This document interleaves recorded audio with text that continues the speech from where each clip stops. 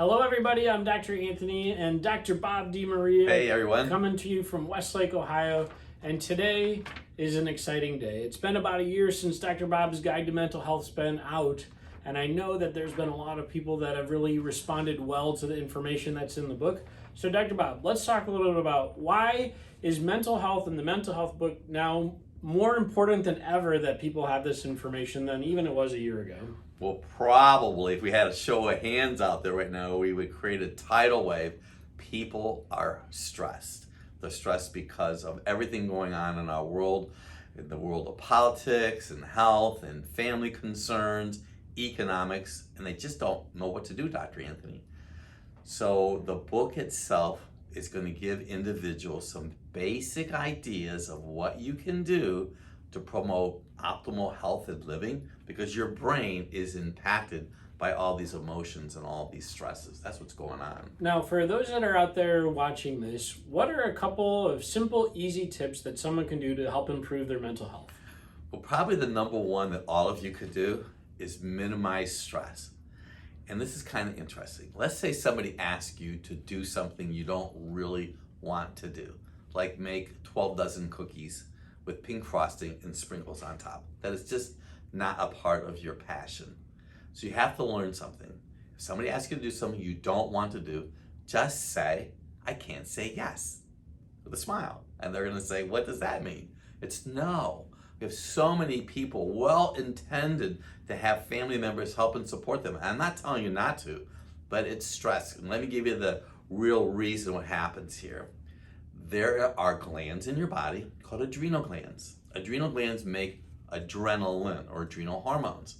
Well, that's made in part by something called tyrosine. Tyrosine is a protein, it's an amino acid. Well, tyrosine is a natural antidepressant. That's important for you to know that. But tyrosine and iodine make thyroid hormone. So a lot of people have depression, Dr. Anthony, and or anxiety, and not only are their adrenal glands tired, they have low thyroid with cold hands and cold feet, and then they have depression. We talk about that inside of the book and what you can do to help improve brain function.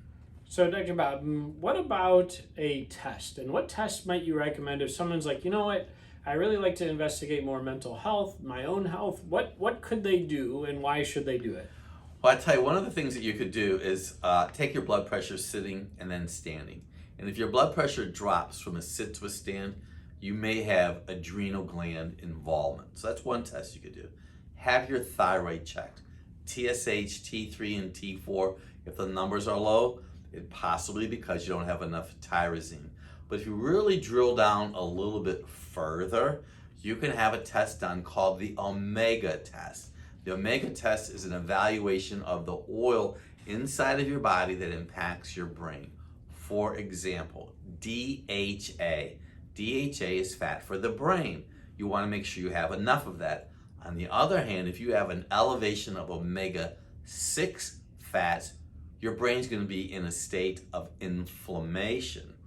We also know by looking at a blood test we use called the OptiChem, if your alkaline phosphatase, I know it's a big word, but alkaline phosphatase is low, it means you could have a zinc need. Well, you need zinc for your memory. That's a part of mental health. And finally, we look at a person's uric acid. It's another serum test. If that level is low, it could be a B12 need, and you need B12, Dr. Anthony, for your memory. It's amazing how many possibilities that we have that we can help a person drill down to find out what's going on inside of them. Okay, so in your experience too, and I know that you talk about this in the book as well, what have you seen with people that have received chiropractic care in their mental health? Is there a correlation? What have you noticed? Well, you know, it's really, that's a tremendous question.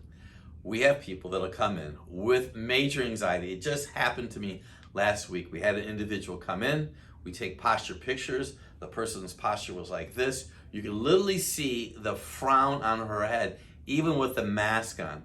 Gave her her very first spinal correction to upper cervical spine. And when she came in this week on Tuesday, her whole life was changed. We had a gentleman that was so kind to write a testimony in our book. And after his first or second adjustment, his anxiety was gone. That's a big deal, you know. Okay, so for anybody that's out there, what would you tell them about if they're interested in the mental health book? Why should they consider getting it?